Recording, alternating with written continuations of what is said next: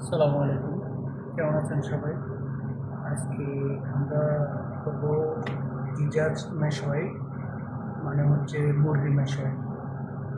আর এর জন্য আমি ব্যবহার করব লবণ, মিক্স মশলা, যেটাতে মরিচ নেই।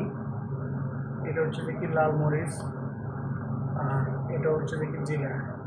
তার সাথে আমি নিয়েছি হলুদ, কালো মরিচ এবং অ্যারাবিক মিক্স মশলা। এটার পার্থক্য হচ্ছে এটাতে মরিচ আছে, এটাতে মরিচ নেই।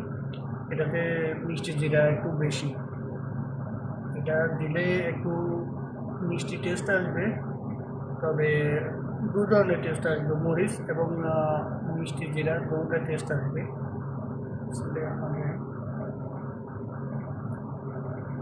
আমি যেহেতু এটা এরাবিকের জন্য বানাবো না, ওই জন্য একটু মরিচটা বেশি দিলাম।